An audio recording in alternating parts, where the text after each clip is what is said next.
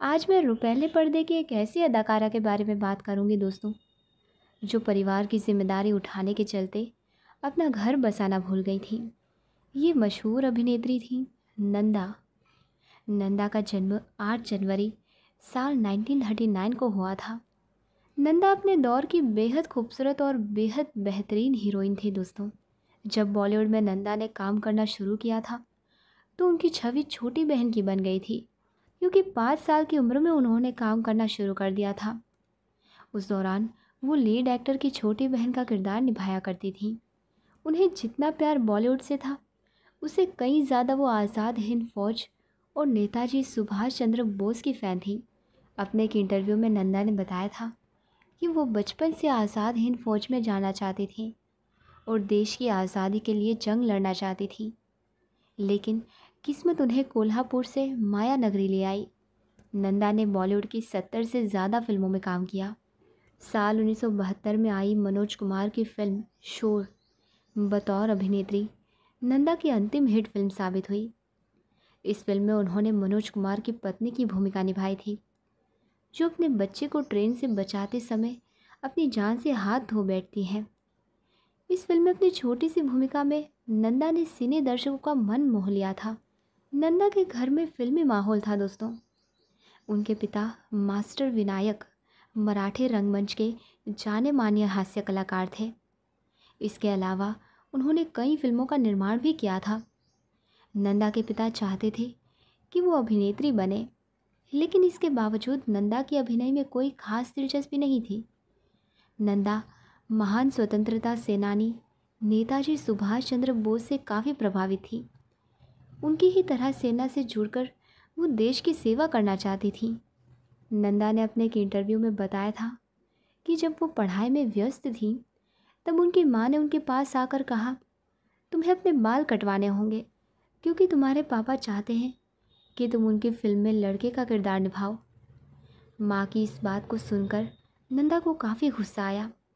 पहले तो उन्होंने बाल कटवाने से साफ तौर से मना कर दिया, लेकिन माँ के समझाने पर वो इस बात के लिए तैयार हो गई थी। फिल्म के निर्माण के दौरान नंदा के सिर से उनके पिता का साया उठ गया, साथ ही फिल्म भी अधूरी रह गई।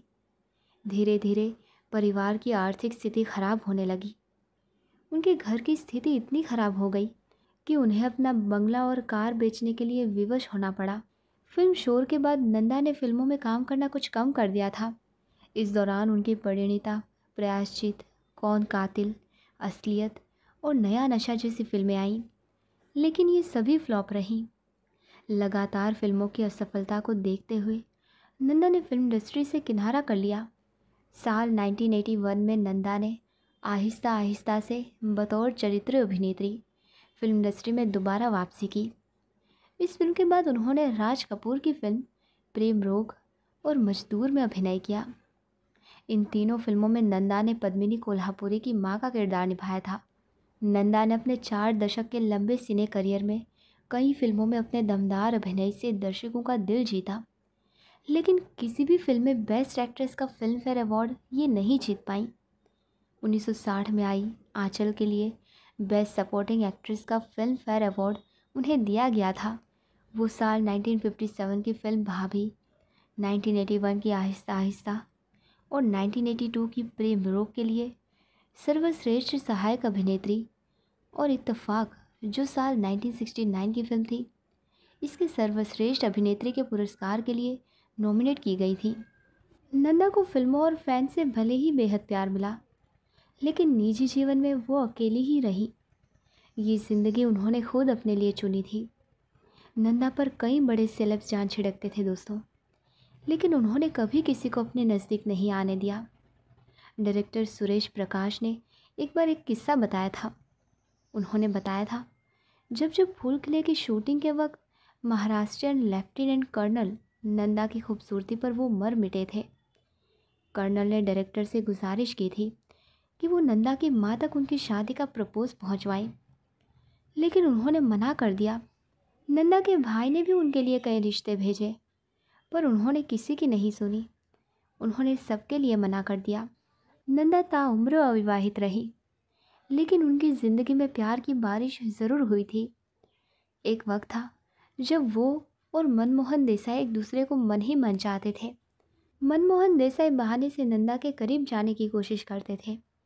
शशि कपूर को पता था कि मनमोहन देसाई नंदा को बेहद पसंद करते हैं। उन्होंने नंदा से ये बात बताई भी। नंदा भी उन्हें चाहती थी, मगर वो पहल नहीं करना चाहती थी।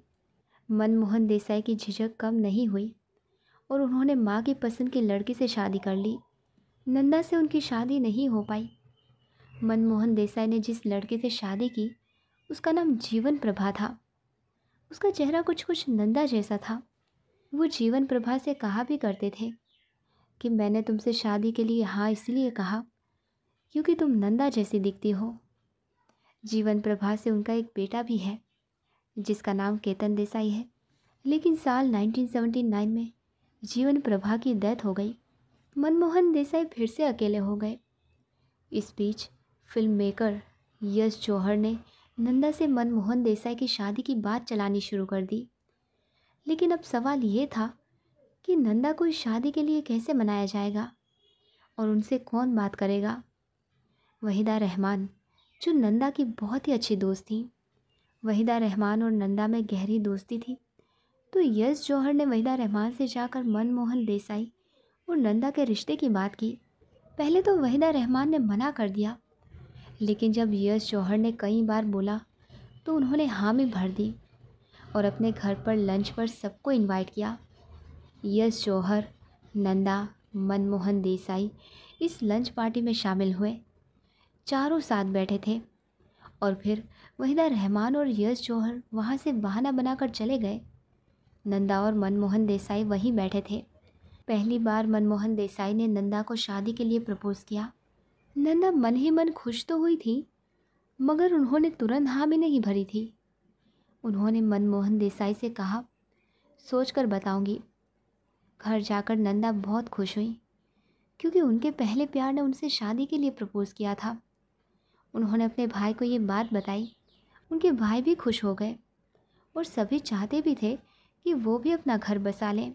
साल 1992 में नंदा और मनमोहन देसाई की सगाई हो गई, मगर दोनों की शादी हो पाती उससे पहले ही साल 1994 में मनमोहन देसाई के घर की बालकनी से गिरकर मौत हो गई। दोस्तों, इस घटना के बाद नंदा बेहद टूट गई।